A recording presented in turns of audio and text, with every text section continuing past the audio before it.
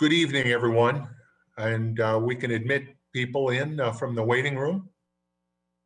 I'm Bill Maley, Brighton Town Supervisor, and I'm pleased to welcome you all to tonight's December 22nd, 2021 Town Board meeting. Interestingly enough, it's a palindrome day, if you hadn't already noticed that. 122221. Again, Bill Maley, Town Supervisor, welcome. We will begin the open forum portion of our meeting very shortly. The open forum portion of the meeting is an opportunity for members of the public to share their comments with the town board. During that open forum, well, I just said that, sorry.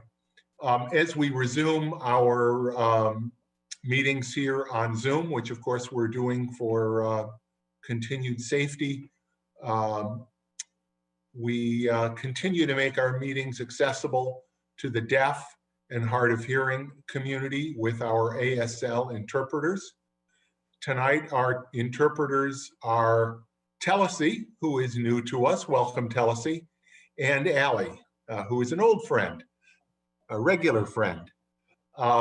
Just as a reminder, the agenda for tonight's meeting, as well as the materials we are reviewing in making our decisions tonight, are available on the Town of Brighton webpage, www.townofbrighton.org.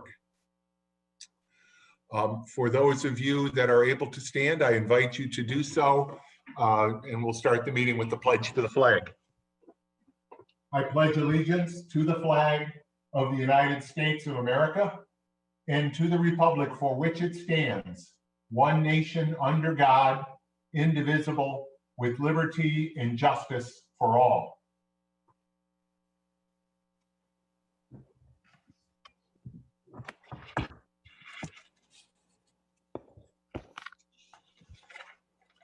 A couple of things I want to start with first. COVID. Obviously, quite a bit has happened relating to COVID during the past 2 weeks since the town board met last, but a great deal remains the same. First, I want to remind everyone of the importance of vaccines, particularly booster shots. Now, overwhelmingly, residents of Brighton have received their initial vaccine shots from Pfizer, Moderna, or Johnson & Johnson. 2 weeks ago, most of us would have called a shot from Johnson & Johnson or 2 shots from Pfizer or Moderna fully vaccinated. However, today, with the remarkable incursion of the Omicron variant in many parts of the country, New York City, and no doubt soon here in the Rochester area. Based on early data, it certainly appears that those basic 2 shots of Pfizer or Moderna or a single shot of Johnson & Johnson do not provide nearly the same level of protection against the Omicron variant as they did against previous variants of COVID. And so for that reason, I am strongly encouraging all of our residents, particularly older residents, people who are immunocompromised or have other chronic or other health issues, to please get your booster shot just as soon as you possibly can, if you have not done so already. Now, masking and distancing continue to be very important as well, particularly with holiday parties and family gatherings this time of year. When it comes to masks, there is increasing data that suggests that N95 or KN95 masks are preferred rather than cloth masks, again, due to the very much more contagious appearance of the Omicron variant. So I want to encourage people to keep wearing your masks, but if possible, the N95 or KN95 masks are a good choice. I also want to encourage people to test for COVID before attending holiday gatherings, holiday dinners, or if you believe you have come into contact with someone with COVID. I am truly grateful to County Executive Adam Bello, who purchased 750,000 test kits using some of the federal relief money under the American Relief Plan Act paid to the county, and then provided those test kits to municipalities and to schools for distribution throughout the community, including here in Brighton. The town of Brighton distributed thousands of kits two Saturdays and Sundays ago, December 11th and 12th at Temple Brith Kodesh. Again, this past Sunday, December 19th at the Brighton Farmers Market. And also through the Brighton Police Department to folks walking up there. I want to thank the Brighton Police Department. I want to thank the Brighton Highway Department and the elected officials who staffed those distribution events, with particular thanks to Temple Brith Kodesh for making your facility available to us. It's a larger parking and driveway facility than Town Hall, and it certainly made our distribution there much easier. So thank you, Rabbi Stein. Thank you, Mike Udelson at Temple Brith Kodesh. I have learned that the supply that had been available at the Brighton Police Department as of this afternoon has all been distributed. So at this point, we don't know of future supply opportunities for the town of Brighton. We will keep everybody posted if and when we learn of anything. I know the schools were passing out, distributing kits today, both public and private schools, and some of that will continue tomorrow. But again, please test before you go. Test to make sure it's safe to go. Don't put family members, don't put immunocompromised friends, family members, neighbors at risk.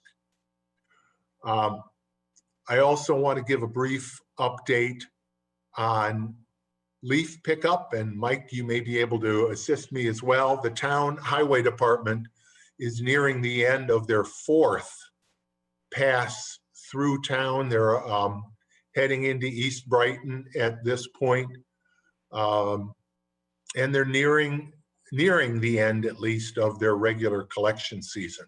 Our highway crews have worked overtime on several Saturdays, and I think they've done a great job this year. It never ceases to amaze me, frankly, when people tell me they've never heard this before, that you should put your leaves on your lawn and not in the street. Because as regulars know, every town board meeting and almost every conversation I have about leaves, I remind people, but let me do it again. Please pile your leaves on your lawn, not in the street. Leaves piled in the street are hazardous to drivers, cyclists, pedestrians. They can clog storm drains, causing street and neighborhood flooding. This time of year, that can ice up and cause even more problems. We have maps on the town's webpage so you can track where our crews will be working. They'll be up in East Brighton these next couple of days. Also a reminder, as we do each year, after Christmas, our highway department crews will begin picking up real, not artificial, real Christmas trees. If you want to put them out by the street, if you do, please don't put them in the street, put them on the grass.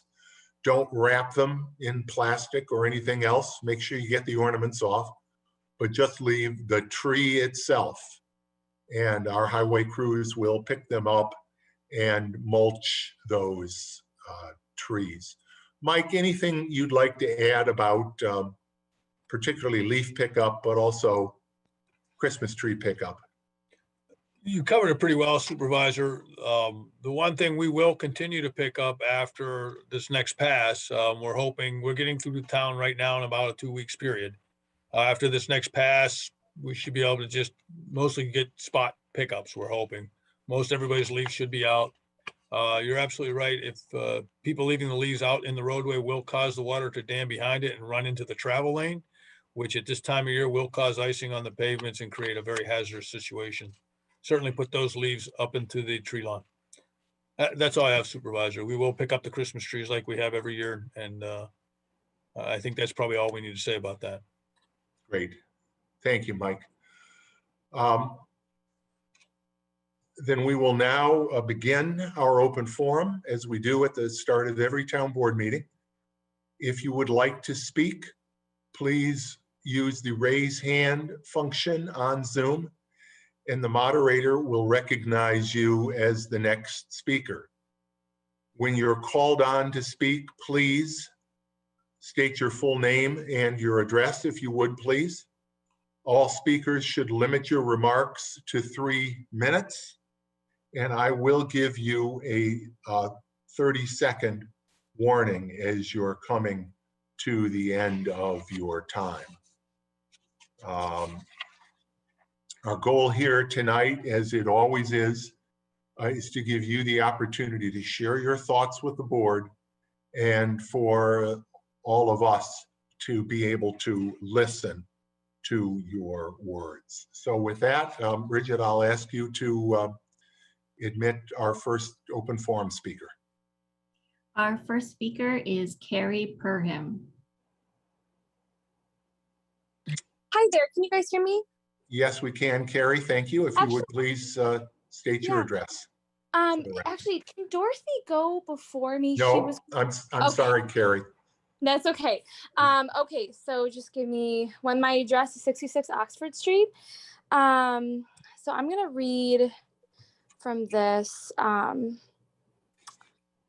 and 5. Okay, introduction. House full. Okay, I'm sorry. So I'm just reading from this this case that we have filed regarding Planned Parenthood and Brighton, and I'm going to be reading the introduction really quick.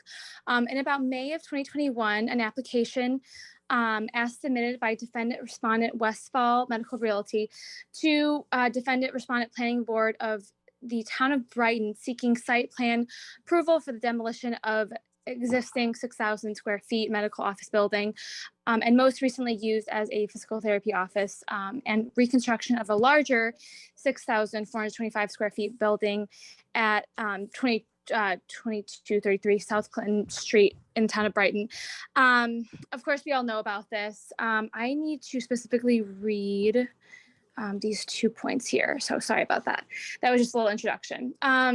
So petitioners and many other concerned Brighton residents sought to attend the June and July planning board meetings and public hearings to raise these issues, but occupancy was limited to alleged COVID precautions. As a result, many people were not able to speak to the entire crowd, or were not able to attend and hear others who were speaking.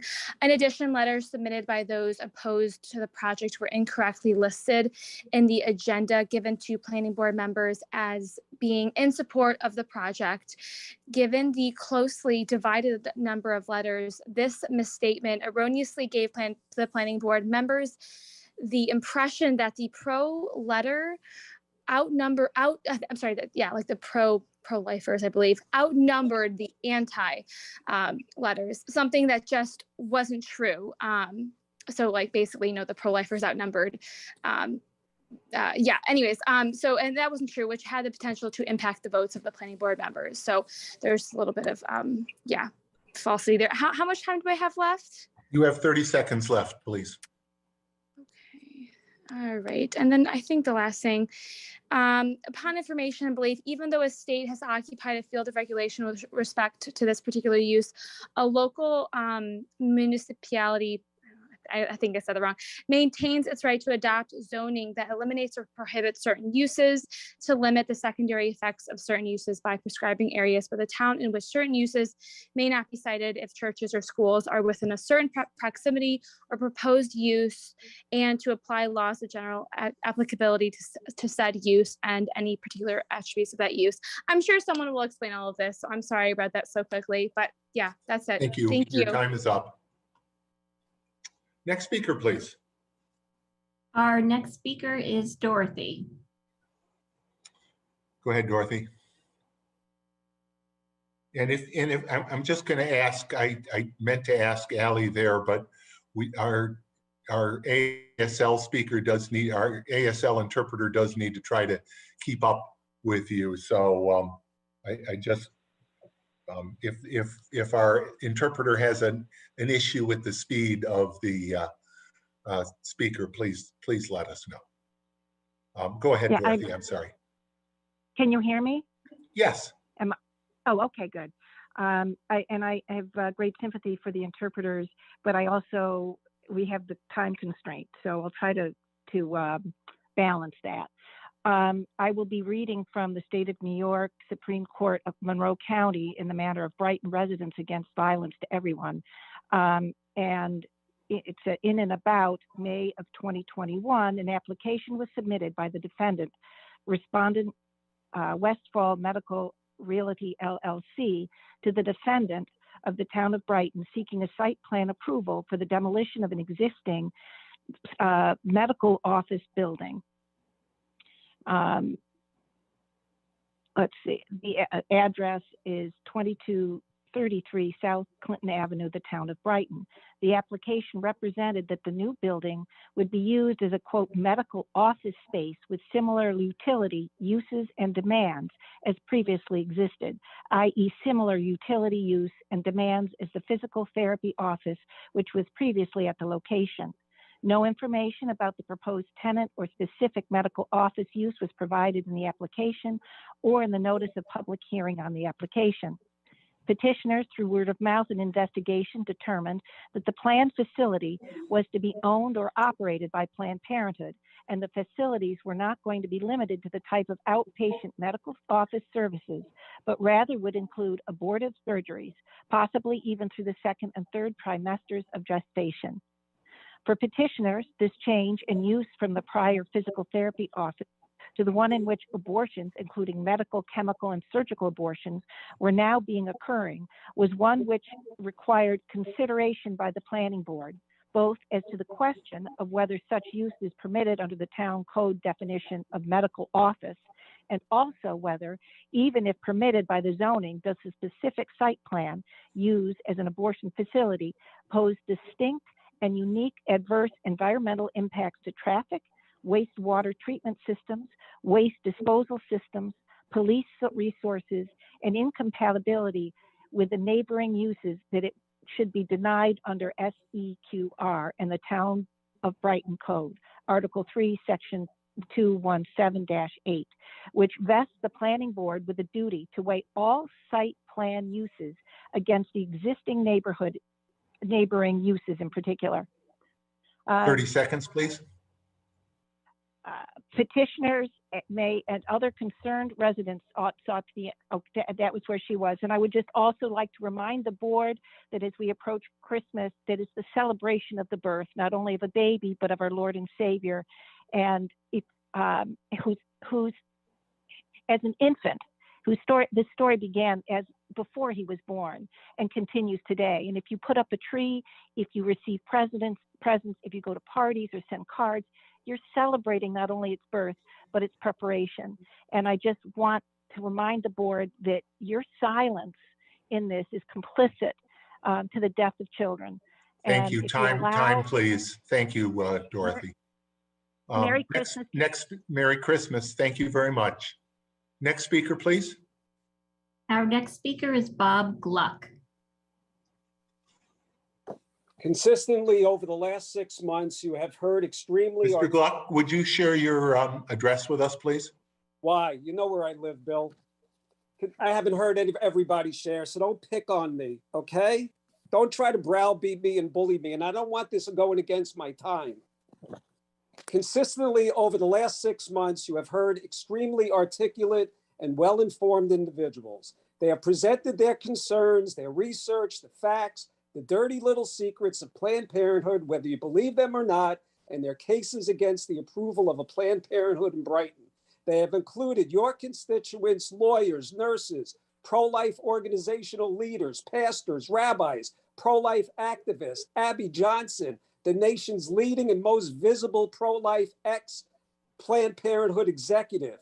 Yet you have all sat there looking bored and apparently just indulging us. At the 42-minute mark of the last town board meeting, in response to an open forum participants' comments, Bill, you followed up by stating, and I quote, "I do just want to clarify this board is not and has not considered the proposal from Planned Parenthood.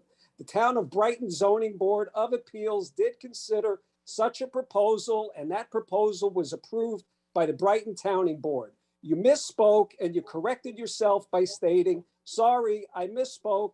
The Planning Board, not the Zoning Board, reviewed and approved the Planned Parenthood application. Immediately after that comment, you were challenged by an open forum participant to clarify your position. But you basically just told her to sit down and be quiet without ever addressing her concerns. I get the meeting protocols, but you pick and choose when you want to apply them. You had the opportunity to bring clarity to this position, this issue, but instead of being a leader, you chose to retreat. That's right, you chose to hide under the shade tree of the planning board's decision. Here is the issue. If you are the supervisor and the top elected official of Brighton or the town board has no direct involvement in the approval process, then just say that. And if that's true, then why do we need any of you? Let the other town boards run the town's businesses. Why do you refuse to make a statement or bring clarity to the entire Planned Parenthood status and process? It just 30 seems seconds, please, Mr. Gluck. Oh, that wasn't, come on. You used my opening, you used browbeating me on my address against my time. That's not right. What input does the board have? What is the position of everybody on the board? What is the status of Planned Parenthood? Have any concessions been made? You know, where are we in the process? What demands and restrictions have been made? You know, if you don't want to make a statement, let the lawyer make a statement. Maybe he has a backbone. We have endured endless lectures about indigenous Indians and LBGT rights and have witnessed your enabling of an anti-Semite on the board, yet you pathetically hide behind the planning board concerning— Time, Mr. Gluck. Yeah, Thank right. you. Okay. Yeah, right. Next speaker, please. Our next speaker is Jess.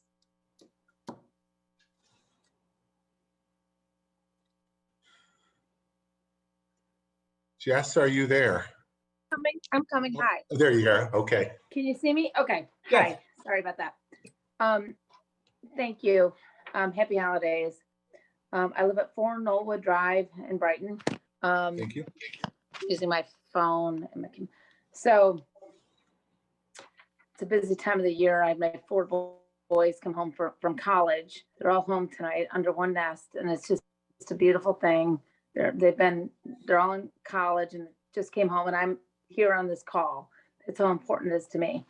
But my heart goes out to the families in California who endured the in vitro fertilization mix-up. After discovering the children they had carried to term and raised for 4 months were not their biological children is beyond heart-wrenching. Can you imagine telling your 5-year-old daughter that their little sister she loved is no longer hers and she has a different little sister? Well, there are no winners here. Another nightmare closer to home is that of our own in the town of Brighton, Dr. Horace Wortman, who knowingly inseminated his own sperm into IVF patients in the late 1980s, and he lied about it.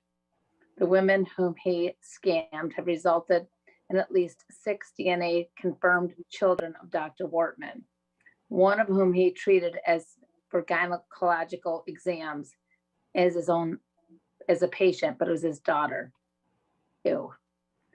Why has the story basically been ignored locally? Maybe because he is Rochester's late-term abortionist living in Brighton. In fact, no reports even mention that when describing who he is. Maybe because the media incorrectly heralds abortionists as saviors. Well, this abortionist living down the road from your office is a sick egomaniac, and he should be called out for playing God, for who, or more like the devil, for in determining who lives and who dies. He practices right here, the home to a new and highly controversial Planned Parenthood. IVF needs to be regulated, and abortionists should not be allowed to practice IVF. Bringing life and taking life do not go together. I plead with you, and I've heard that you are excited, that you welcome the Planned Parenthood, that you wanted the Planned Parenthood in our town. I've been a tax-paying citizen in Brighton for the last 25 years, more than 25 actually, before I was married. And that's not the town I know. It's not the town I love. It's not the kind of town that I feel that you all that are on the board seek to be involved with. 30 seconds, Other please. communities, 30 seconds is fine. I'm good with that. Other communities around Rochester rejected a Planned Parenthood because of people like Dr. Morris Wortman, because of Planned Parenthoods, because of the kind of people we don't want to be. We don't seek to be them. We don't want that in our town. Drive up and down Monroe Avenue, they're closed businesses. Why on earth would town leaders want something so despicable? Someone like myself, who lives in this town, has raised 4 sons, my husband's businesses in this town. We're dedicated to Brighton. So opposed. When you have something that is so opposed, Time, people, please. people usually think and say, you know what, I've got a second Jess, thought. time, Goodbye. please. That's Thank you fine. very much. Thank you. Thank you for hearing me. Next speaker, please. Our next speaker is Jessica Shanahan.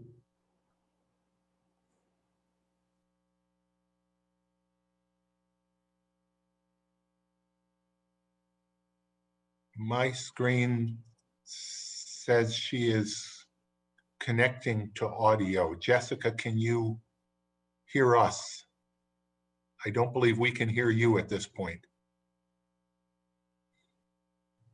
It has been saying connecting to audio for a while. So I saw that. Jess, oh, there, now it's Jessica, can you hear us?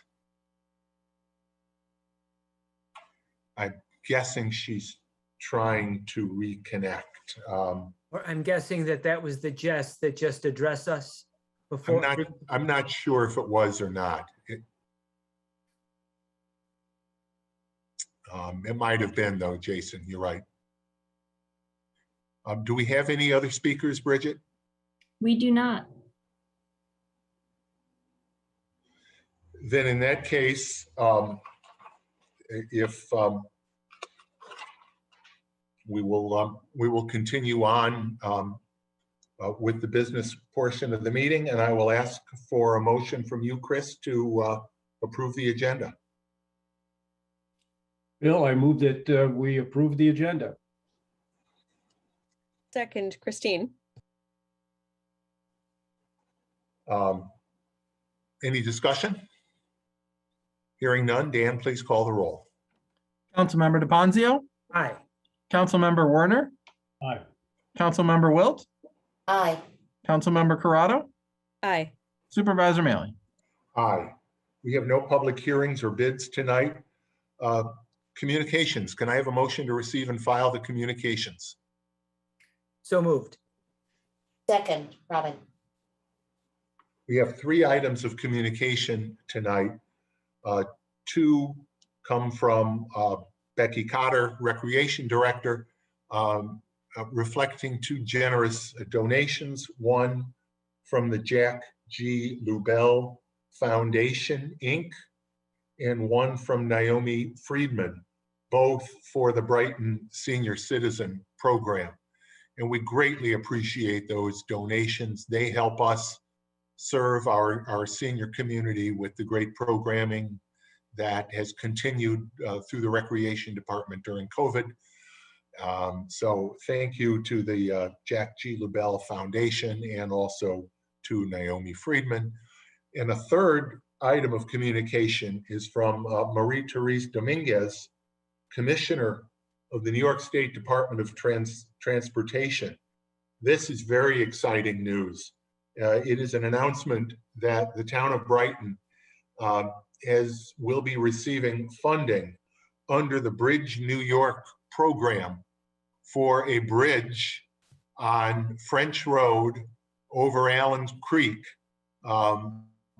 that is fairly close to the end of French Road, where it enters Winton Road. As you come into French Road, it makes a hard right turn, and that bridge is right there. And Mike, I'll ask you if you'd like to talk a little bit about this award. Thank you, Supervisor. Yeah, it's great news. Anytime you get $740,000 to rehabilitate a bridge, it's good news. So we put in an application it's a bridge rehabilitation. It's not a new bridge. The intent of the program is to rehabilitate bridges before they need to be replaced. So we are going to try to push this thing along and get started as soon as we can. And once we do, we'll have a nice bridge that'll be like brand new that won't have to be replaced in future years. Thank you, Mike. Do I understand that as part of the bridge replacement, we anticipate that there will be sidewalks or space for sidewalks on that bridge? The intent, it won't be a bridge replacement, but the intent was to consider sidewalks on that bridge, Bill. Thanks.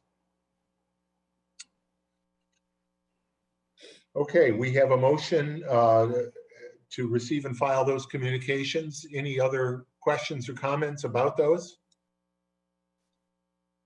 Hearing none, Dan, please call the roll on the motion. Councilmember DePonzio, Aye. Councilmember Werner, Aye. Councilmember Wilt, Aye. Councilmember Corrado, Aye. Supervisor Mealy. Aye. We have our 4 committee reports, starting with Community Services Committee. Robin. Thank you, Bill. The Community Services Committee met last Wednesday, December 15th. Among the items that we discussed were park issues. Our park department will continue to monitor and adjust masking and occupancy protocols in facilities and parks as needed, especially given that the indoor season is upon us. For now, lodge rental groups have tended to be on the smaller side, but staff will pivot as needed should changes be required in response to evolving COVID regulations. We had a discussion of the Parks Department's cooperation with Brighton Symphony, which has resumed in-person concerts, and the need to review Parks Department internal policy and practices to prepare for the new year and any pivots in state and county regulations regarding COVID safety. We also discussed the flagpole at the Veterans Memorial. There is a stress fracture in the flagpole. To be safe, no flag is flying until the crack is repaired or the pole is replaced. We also discussed the trails in Brighton and celebrating and highlighting trails as good sources of safer options for active recreation during these times. National Trails Day is June 4th, 2022. We had a discussion of lighting being installed by Brighton Little League on the softball field at Meridian Center Park as a memorial to a past coach. And then we pivoted to recreation program discussion. We discussed yet another successful remote Friday with Frosty on the Go event programming on December 10th. We're thankful for the robust participation and support for this type of flexible programming that the Recreation Department continues to be able to provide during the pandemic.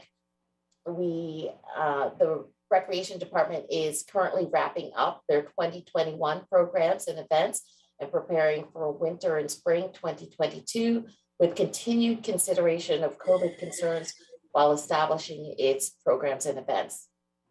We had a discussion of progress in analyzing the results of the feasibility study, the Recreation Center feasibility study, and the proposals and guidance offered by our consultants to the study, SWBR. We had a discussion of possible next steps for the grab and go meal program for calendar 2022. The Recreation Department continues to work with the county to sustain this crucial programming.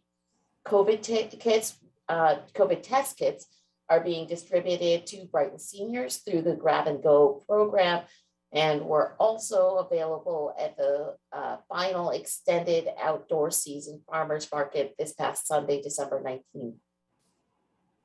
An update to our winter's farmers market development. Next phase development is underway. Initial sketches have been reviewed and staff are awaiting revisions from our consultants at Insight. Proposed development will be presented to the town board and to the public for input in upcoming months, and will tentatively go out to bid on construction in an early summer, June timeframe. An update to our Inclusion, Diversity, and Equity Advisory Board. The board is finalizing plans to roll out the draft Inclusion, Diversity, and Equity Action Plan with an anticipated presentation to the Community Services Committee in January. The Idea Board website is also in its final stages of review. Both the draft plan and website components will be rolled out simultaneously. When these versions are finalized, all will be linked to the town website. The Idea Board is also looking forward to furthering its mission and charter in conjunction with the DEI director that is anticipated in the 2022 annual budget. An update to our community choice, community solar aggregation programs. Rocktricity and Monroe County Power recently compiled some information about the great success of Brighton's CCA program. The information is for the first 10 months of the program running through October.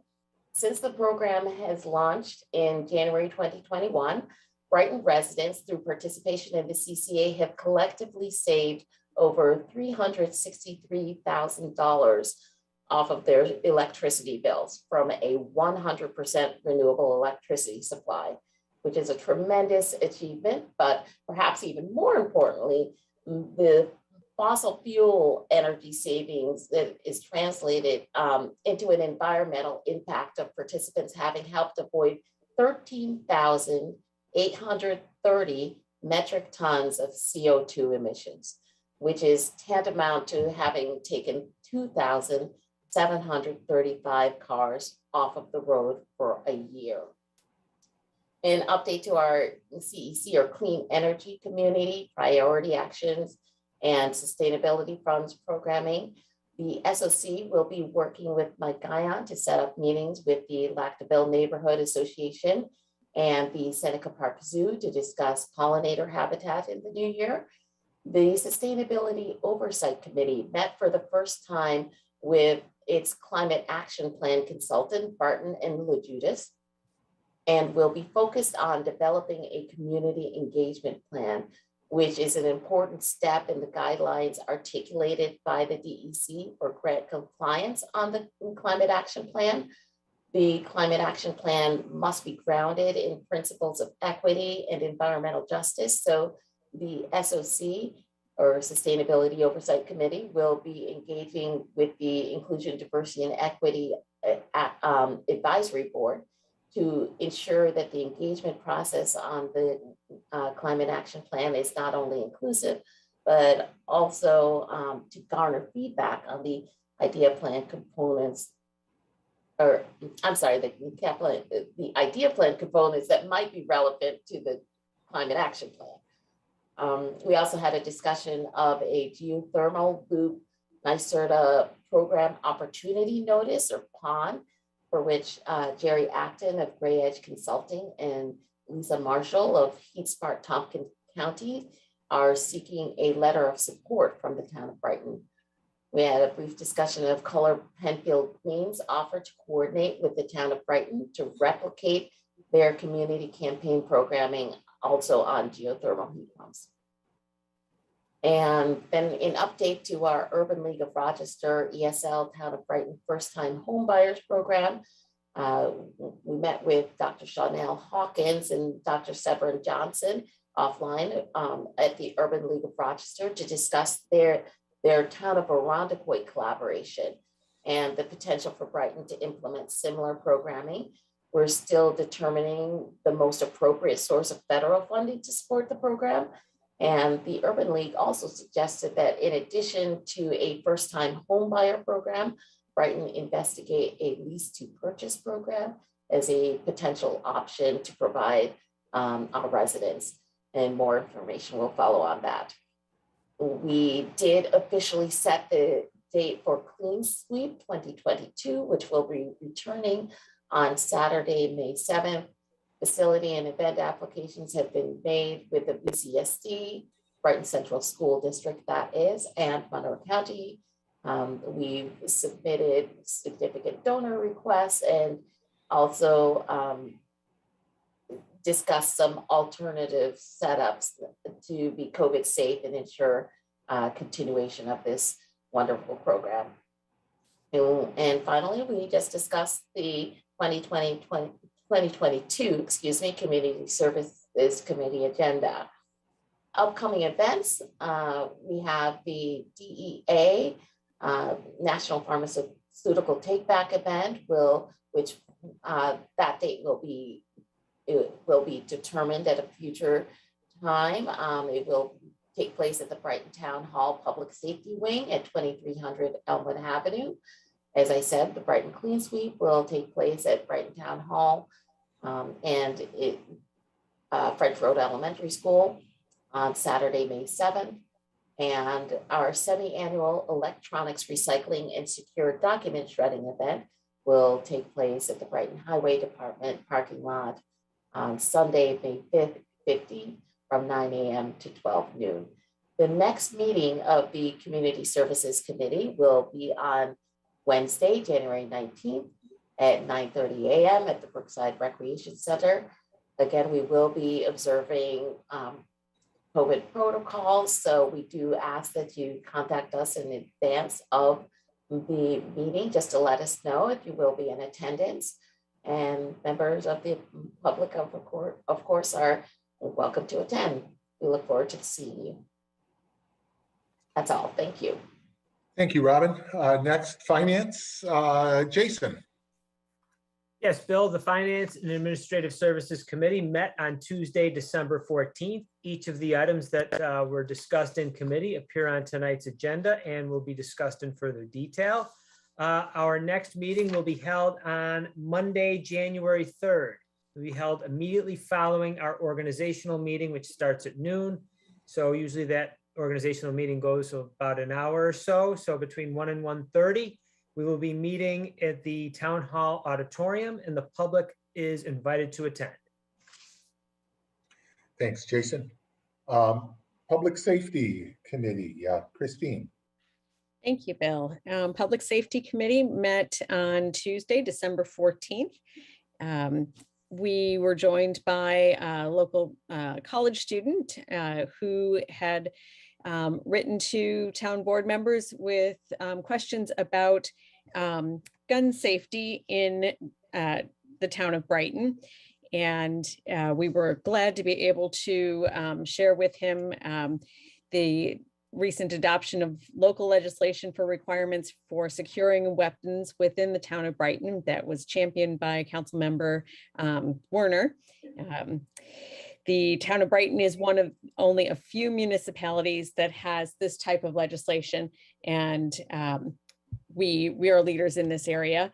It requires safe storage, requires gun locks. I'm not familiar enough with guns to know the exact terms. Gun locks on our guns, and those gun safety locks are available at the Brighton Police Department for anyone who needs to safely store a firearm. Christine. Yes. Trigger locks. Trigger locks. Thank you. There is no gun in my home, therefore I don't need to know the word, but I'm glad to know it now. I'm making note. Chief Catholdi also shared an update on continued efforts between the Brighton Police Department and the local school administrations. Some of what Mr. Kolodny's concern about gun safety in Brighton was triggered by was the tragic situation in Michigan earlier this month. Brighton Police Department and the schools partner very closely and learn from subject matter experts on gun safety to ensure that they've got the highest possible means of preventing proactively any crisis situations, as we're seeing in Michigan. The police department continues to train on active shooter situations as well, and they learn from situations in the rest of the country.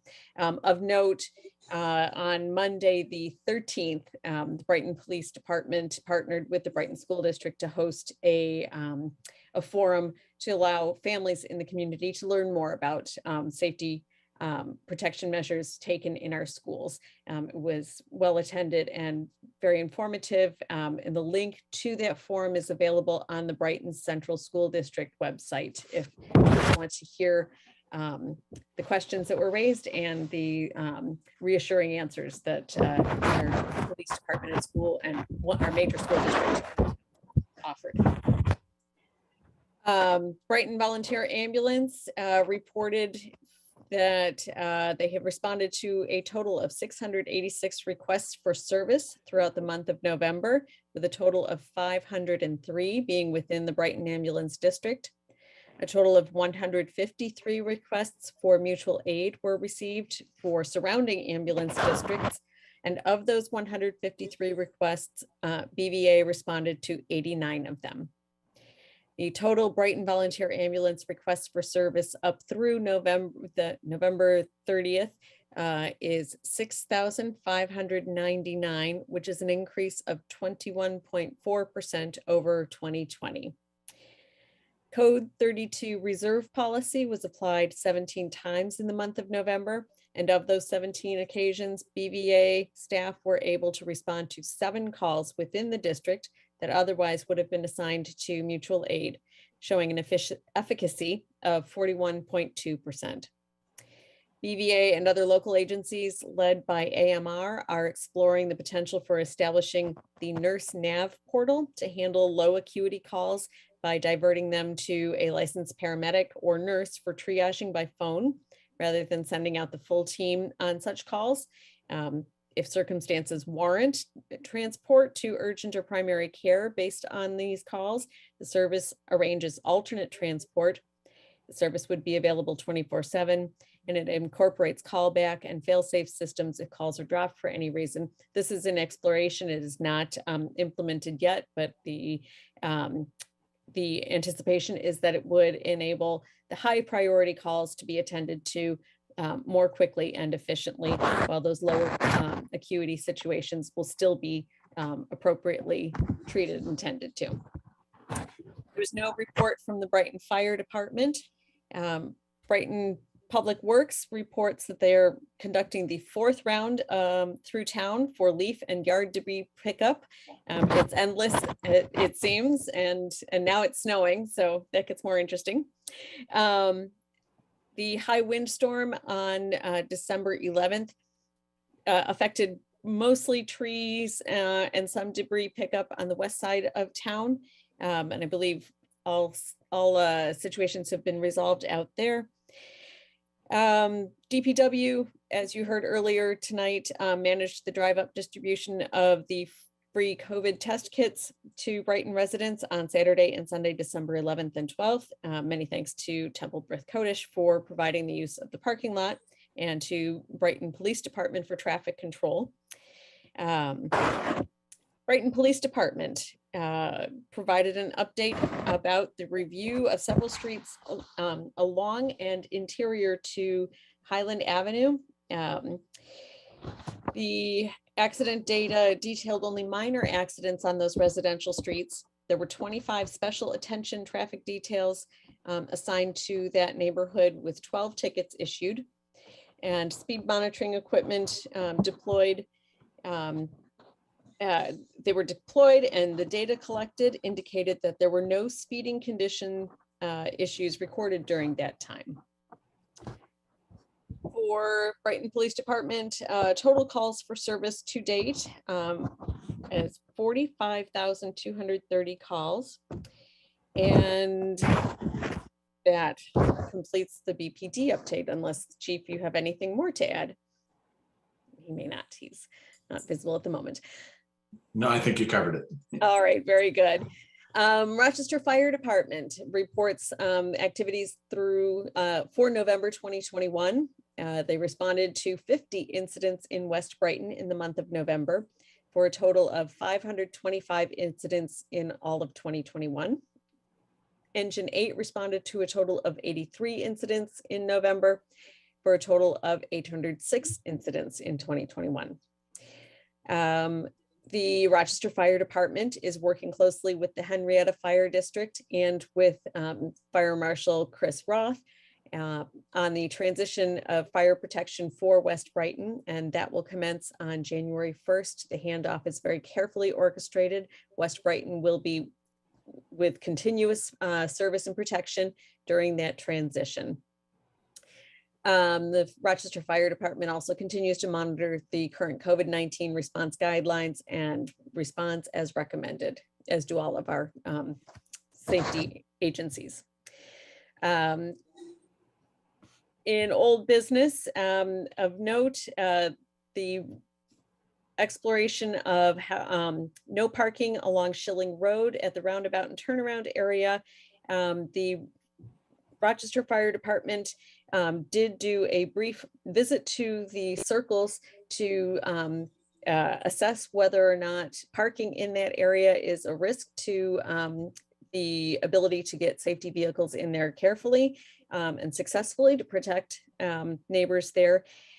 Access is possible, but it is not ideal if vehicles are parked in the center of the circle. So we will continue to explore ways to encourage neighbors to park anywhere else but on that circle. We'll be looking at ways to activate those circles as gathering places for the neighborhood rather than gathering places for vehicles in the neighborhood. The deaf child sign that has been requested on Chelmsford Road is nearly at the point where it can be installed, just awaiting some documentation from the family that has requested it. And the Highway Department will install that as soon as possible on receipt of that documentation. And the only matter of new business that the committee entertained was a review or a preview of the 2022 meeting calendar. Which should be adopted on January 3rd at the organizational meeting of the board. The next meeting of the Public Safety Committee, assuming we adopt and approve the calendar, which doesn't differ greatly from prior years, the next meeting would be Tuesday, January 11th at 8 in the morning. And all members of the public are welcome to attend following COVID safety protocols. And that is all. Thank you very much, Christine. And finally, Chris, Public Works Committee.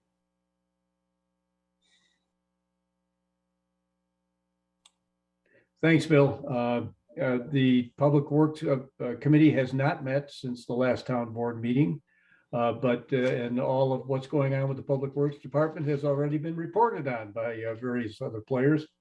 But yes, we distributed test kits, and the Public Works staff, they're just a terrific job of setting that up and largely staffing it as well as members of the town board and other county legislators, etc. The leaf pickup is being completed, and we will be completed despite the snow. We will continue, and as long as there are leaves out there. Boy, I got to say, the snow having held off, I don't think I've ever seen the town look better. Done just a terrific job.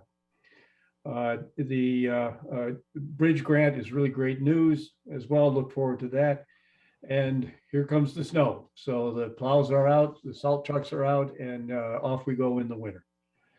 Our next DPW meeting, or excuse me, a Public Works meeting will be on January the 4th, Tuesday at 9:00 a.m. and the public is invited.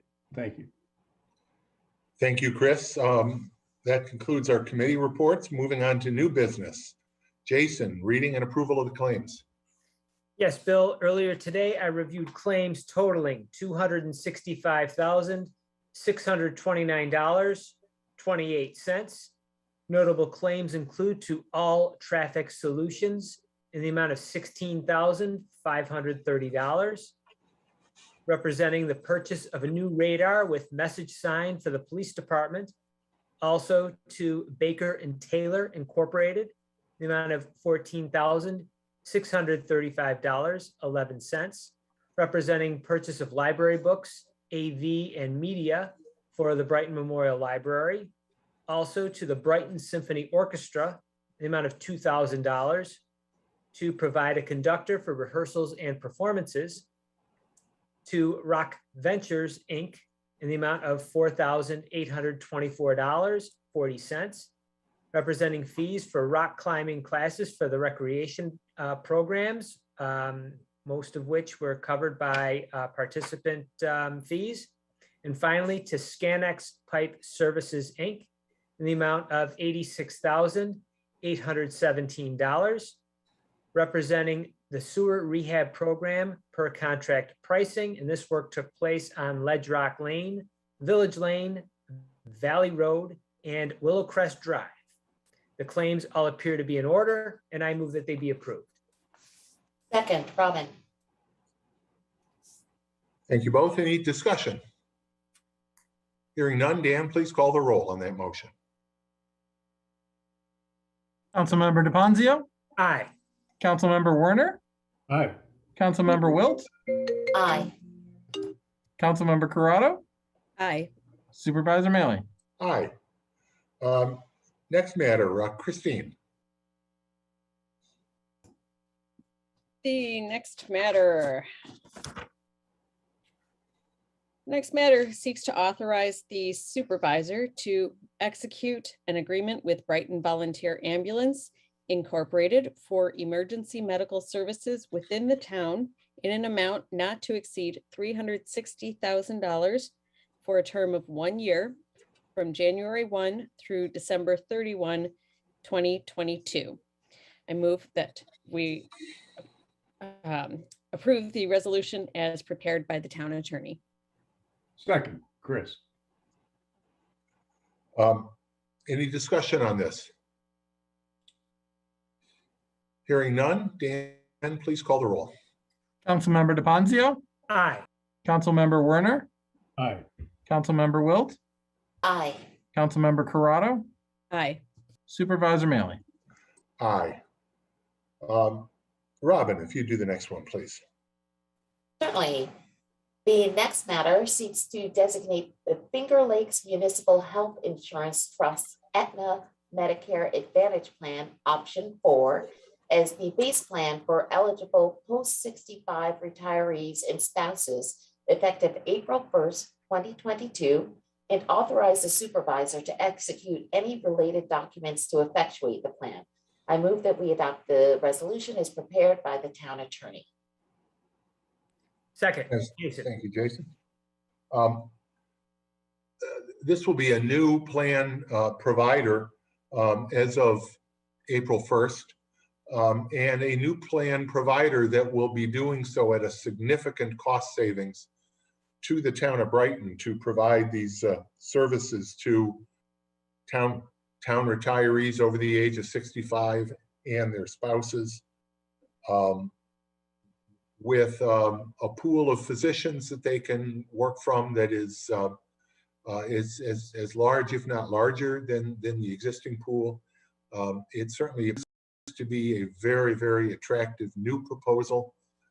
Aetna, of course, is a national provider and therefore are able to provide these cost savings. Paula, anything you want to add to that as finance director? The benefits contained in this package and option 4 are either meeting or exceeding the current plans we have in place. It checks all of the boxes of all of the plans we currently offer to retirees.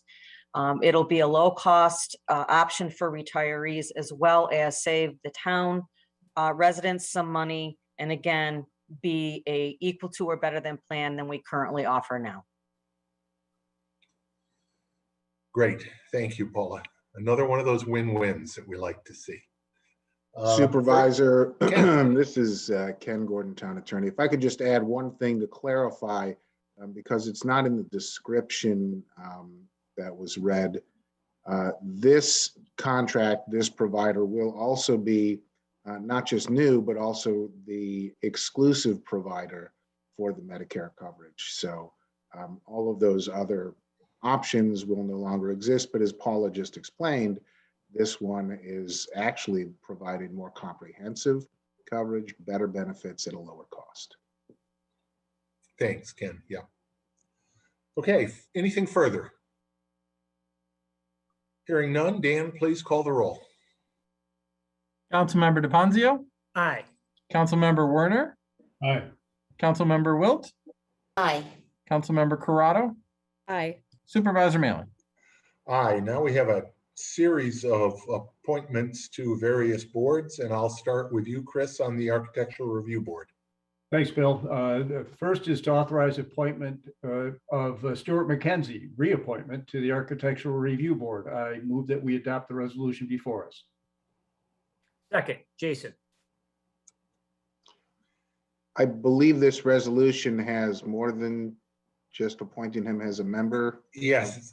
Excuse me, and as chair for a term effective nunc pro tunc, July 1st, 2021 through December 31, 2024. And excuse me, yes, and further recommending the reappointments of Francine Schwartz Wallace and Andrew Spencer to a 3-year term commencing January 1, 2022 and terminating December 31, 2024. Thanks, Ken. Yes, I move that we adopt the resolution as before us. Thank you. I'm sorry, was that you, Jason, seconding? Yes. Thank you. Discussion on any of these? Hearing none, Dan, please call the roll. Councilmember DePonzio, Aye. Councilmember Werner, Aye. Councilmember Wilt, Aye. Councilmember Corrado, Aye. Supervisor Maley. Aye. Robin, Conservation Board, please. Certainly. The next matter seeks to authorize the reappointment of Dennis Adams, Mitchell Nallis, and George L. Smith to the Conservation Board for 2-year terms commencing January 1st, 2022 and terminating December 31st, 2023. I move that we adopt the resolution as prepared by the town attorney. Second, Christine. Discussion? Hearing none, Dan, please call the roll. Councilmember DePonzio, Aye. Councilmember Werner, Aye. Councilmember Wilt, Aye. Councilmember Corrado, Aye. Supervisor Maley. Aye. Christine, I'll let you take the next one. The next matter seeks to authorize the reappointment of Dennis, oh, pardon me, I'm looking at the wrong one. The next resolution seeks to authorize the appointment, the reappointment of Jerome R. Ludwig as Chair of the Historic Preservation Commission for a 2-year term commencing January 1st, 2022 and terminating December 31st, 2023. And the reappointment of Amanda L. Dreyer, Esquire, and John Page as members of the Historic Preservation Commission for a 4-year term commencing January 1st, 2022 and terminating December 31st, 2025. I move that we adopt the resolution before us. Can I second? Second, Jason. Thanks, Jason. Discussion on any of these candidates? Hearing none, Dan, please call the roll. Councilmember DePonzio, Aye. Councilmember Werner, Aye. Councilmember Wilt, Aye. Councilmember Corrado, Aye. Supervisor Maley. Aye. Jason. Yes, the next matter seeks to authorize appointments to the Parks and Recreation Advisory Board. Those appointments being the reappointment of Mark Kokanovich, Jackie Marchand, and Ray Warwick for 3-year terms commencing January 1, 2022 and terminating December 31, 2020. I move we adopt the resolution as prepared by the town attorney. Second. Second, sorry. Any discussion on any of those? Hearing none, Dan, please call the roll. Councilmember DePonzio, Aye. Councilmember Werner, Aye. Councilmember Wilt, Aye. Councilmember Corrado, Aye. Supervisor Maley. Aye. Chris, Thanks, Bill. The next item is to authorize the appointment to the Zoning Board of Appeals of Dennis Mites as chair for a one-year term commencing January 1, 2022 and terminating January 31, 2022. I move that we adopt the resolution before us. Second, Christine. any And- discussion? Yes, I'm not sure if it reads the way that Councilmember Werner just stated that, but it actually terminates December 31st, 2022. December 31st, 2022. Correct. Dennis Mites, correct? Yep. Thanks, Dennis. He's been serving us a long time. So we have a motion and a second, reappointing Dennis as chair. Further discussion? Hearing none, Dan, please call the roll. Councilmember DePonzio, Aye. Councilmember Werner, Aye. Councilmember Wilt, Aye. Councilmember Corrado, Aye. Supervisor Maley. Aye. Robin, the SOC. Certainly. The next matter seeks to authorize the reappointment of Mitchell Nellis and the appointment of Carol Austin as members of the Sustainability Oversight Committee for a 2-year term commencing January 1st, 2022 and terminating December 31st, 2023. I move that we adopt the resolution as prepared by the town attorney. Second. Any discussion? Hearing none, Dan, please call the roll.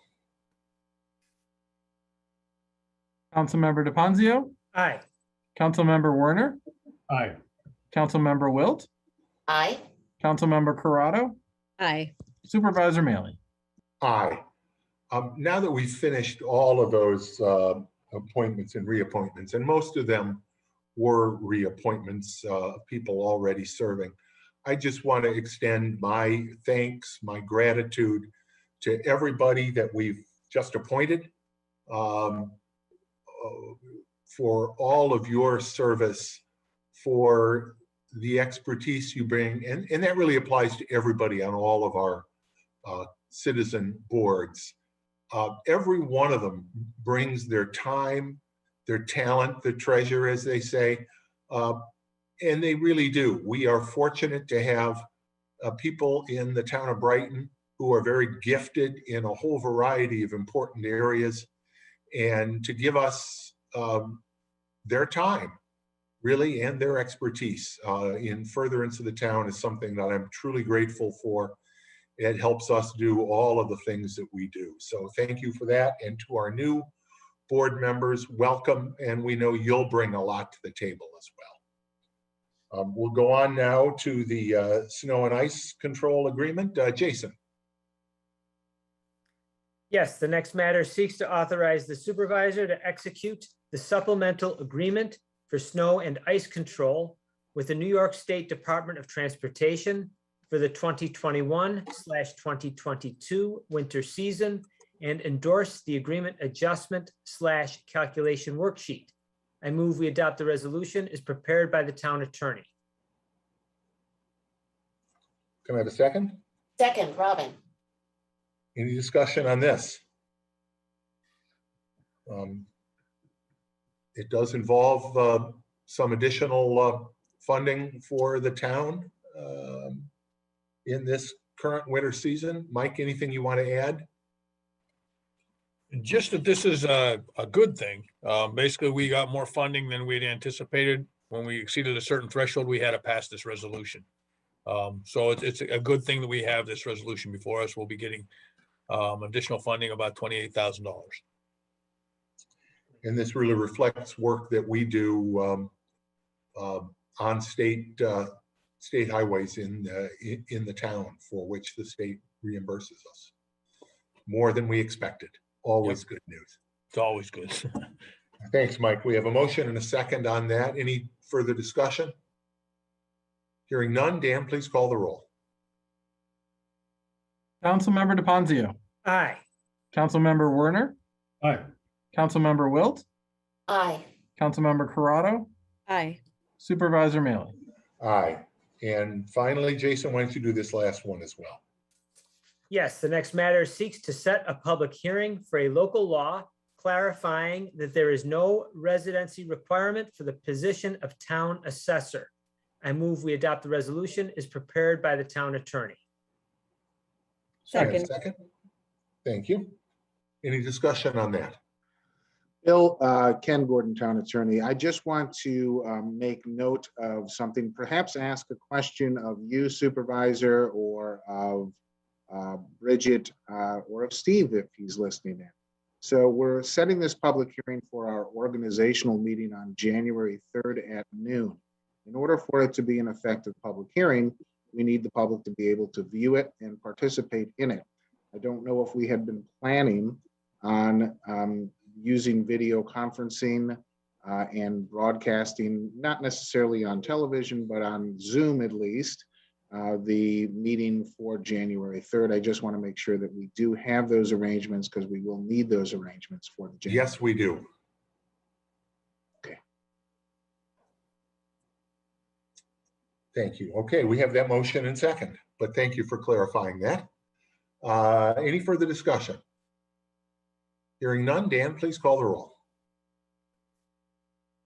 Councilmember DePonzio, Aye. Councilmember Werner, Aye. Councilmember Wilt, Aye. Councilmember Corrado, Aye. Supervisor Mealy. Aye. That ends new business matters of the supervisor. Just the November revenue and expenditure report. Paula, would you like to summarize that? Well, I talked, I think it was the last meeting ad nauseum about the quarterly report we had for the quarter ending September. So this is just our normal receive and file will be posted on the website directly after the board meeting. It looks as good as the rest of the months has. So, yeah. And of course, we'll, when the fiscal year ends, we will say much more about Yes. Yep. expenses and revenues. Can I have a motion, though, to receive and file the November expense and revenue report? So moved. Second. Second. Robin. Dan, please call the roll on that. If there's no further discussion. Go ahead, Dan. Councilmember DePonzio, Aye. Councilmember Werner, Aye. Councilmember Wilt, Aye. Councilmember Corrado, Aye. Supervisor Mealy. Aye. That's all I have. Members, matters of the town attorney. I have nothing this evening other than to wish everyone a happy holiday, a happy new year, and we'll see you in 22. Thanks, Ken. Matters of the town clerk. It's the most, with risk of violating some sort of copyright and my terrible singing, I will simply say it's the most wonderful time of the year. Some people may not agree with that, but tax bills will be going out next week. So keep an eye on your mailboxes. This year, the New Year's holiday falls on Friday the 31st. So the tax warrant specifies that I'm allowed to begin collection on Thursday, December 30th. So we will be doing that for those folks who want to get a payment in on calendar 21. Otherwise, again, hopefully the bills will be online by then. They should be. It's out of my hands, so I'm just waiting until somebody flips the switch. But certainly we will be able to begin collecting payments on the 30th, and then bills will be in the mailboxes. One thing I'll just state, as I always try to say, you can pay it in full, certainly due February 10th. But there's also 4 installment option is available with the town and county taxes. And one thing I've been trying to stress for a few years now is the first installment is due February 10th, but kind of forget that date. Back it up a little bit. Think of it as being due January 30th. or 31st rather. So that way in your head, you're only making one payment per month, rather than trying to squeeze that first payment in and the second payment in both in the shortest month of the year in February, 2.5 weeks apart. Help your household budget out if you are going to use the installment option, and just kind of mentally plan for that as January, February, March, and April. No reason to stress yourselves out unnecessarily. Otherwise, if there's any questions, by all means, please reach out to my office. My staff and I are here to answer whatever we can for you. And if you don't receive a bill by our next town board meeting, not the org meeting, but the regular first meeting in January, please reach out to our office right away. Every year, we always have people who have refinanced or recently purchased. And unfortunately, a lot of times paperwork does not get to us in time. Just timing, sometimes people close and the bills are already at the printer. And the mortgage companies and sometimes closing attorneys aren't great at sharing this information, or people just lose track of it in the mass information that you get at a refi or a closing. But make sure you reach out to us if you don't see that bill somewhere in January, because you're still on the hook for the interest. That penalty is going to kick in whether or not you ever receive a bill. And that is a brutal, I hate that conversation. I have it every single cycle and I always feel terrible having it, but it is the law and that's what I have to follow. And I think that's enough good news from me for tonight. Happy holidays, everybody. Thanks very much, Dan. Good advice. Matters of members of the town board. Yes, I have one general reminder to the community, especially those who use RTS.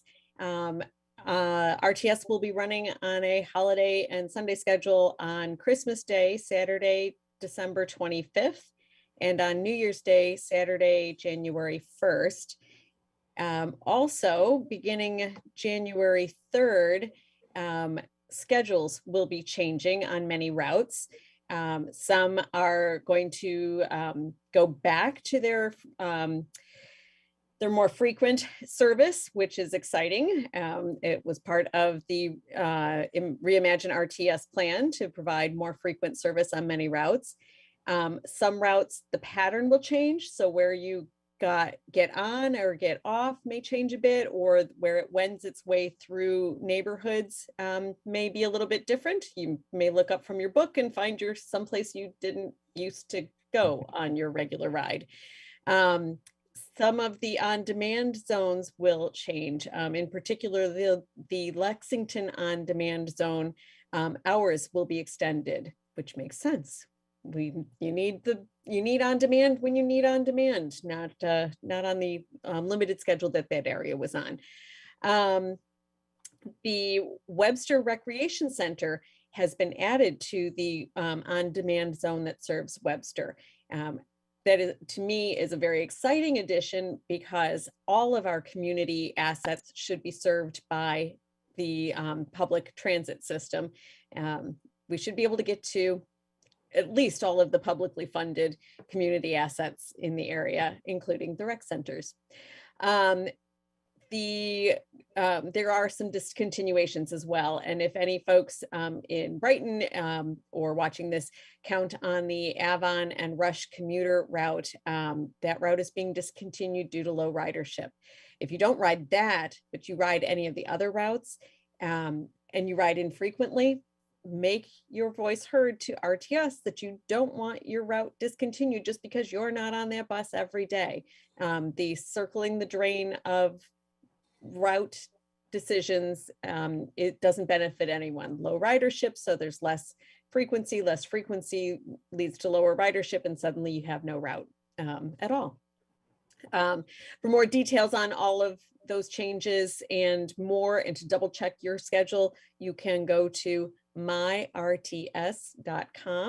or you can call them at 585-288-1700, or you can visit the info desk at the transit center. So I hope to see you all on the bus wearing your mask and being safe over the holidays. Thank you, Christine. Anybody else?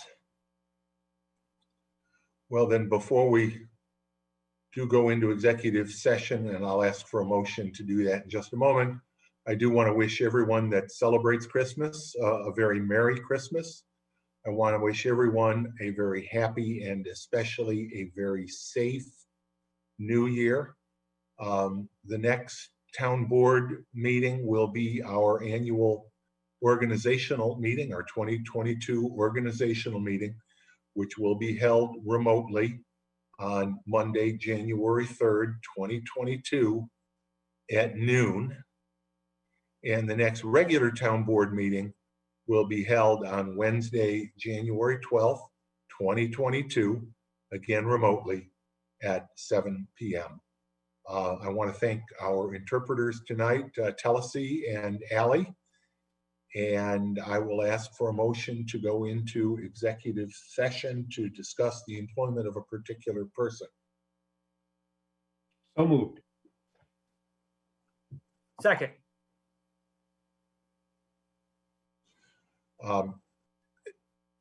Any discussion on that motion? Dan, please call the roll. Councilmember DePonzio, Aye. Councilmember Werner, Aye. Councilmember Wilt, Aye. Councilmember Corrado, Aye. Supervisor Manley. Aye. Thank you very much. I do not anticipate we will be coming out into regular session after the executive session. So we will see you all in 2022. Very happy holidays to you all, but please make them safe holidays. Get that booster, stay masked, stay distanced. Let's all get through this holiday season in a healthy way. Thank you. Good night, everybody.